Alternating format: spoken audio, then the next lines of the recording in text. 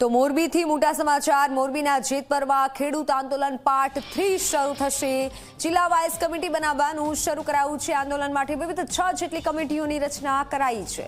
Social media legal cell committee પણ બનાવાઈ છે. ગામ સંપર્ક સંવાદ ભોજન સમિતિની રચના કરાઈ છે. દરેક સમિતિમાં 5 થી 25 જેટલા લોકોનો સમાવેશ. કોઈપણ પક્ષના નાના મોટા કોઈપણ હોદ્દેદારનો સમિતિમાં સમાવેશ કરાશે નહીં. ખેડૂત આંદોલન પાર્ટ 3 શરૂ થયો છે. ઓનલાઈન પર સંવાદદાતા હિમાંશુ જોડાઈ ચૂક્યા છે. હિમાંશુ, હવે આ જે ખેડૂત આંદોલન પાર્ટ 3 ની શરૂઆત થઈ ચૂકી છે, અલગ અલગ સમિતિ પણ બનાવાઈ છે, વધુ જાણકારી.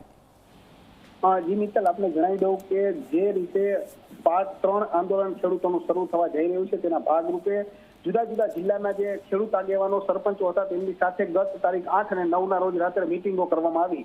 ત્યારબાદ ગઈકાલે રાત્રે 10 તારીખના રોજ મોરબી જિલ્લાના જે ખેડૂતો છે, સરપંચો છે અને ખેડૂત આગેવાનો છે કે જે રાજકીય પક્ષ સાથે નથી જોડાયેલા, આ લોકોની એક મિટિંગનું આયોજન કરવામાં આવ્યું હતું. આ મિટિંગની અંદર આંદોલન પાર્ટ 3 જ્યારે શરૂ થાય ત્યારે મોરબી જિલ્લા માટેની કમિટી રચના કરવામાં આવી છે અને આ કમિટીની જે રચના થઈ છે તેમાં સોશિયલ મીડિયા, લીગલ સેલ, ગામ સંવાદ સંપર્ક માટેની સમિતિ, આયોજન સમિતિ, ભોજન સમિતિ, કાર્યક્રમ સમિતિ, આમ અલગ અલગ 6 સમિતિની રચના કરી છે. અને હાલમાં જે લોકોનો આ સમિતિઓની અંદર સમાવેશ કરવામાં આવ્યો છે તેમાં એક પણ પાર્ટી સાથે કોઈ પણ જોડાયેલ વ્યક્તિ હોય તેનો સમાવેશ કરવામાં નથી આવ્યો, કારણ કે પહેલા દિવસથી જ આ આંદોલન જે છે એને બિન રાજકીય આંદોલન કહેવામાં આવે છે અને કોઈ પણ રાજકીય પાર્ટી સાથે જોડાયેલા વ્યક્તિને આ આંદોલનનો ભાગ નથી બનાવવો. એટલા માટે એક પણ સમિતિમાં કોઈ પણ રાજકીય આગેવાન કે નાના મોટા કોઈ પણ હોદ્દેદારનો પણ સમાવેશ નહીં થાય.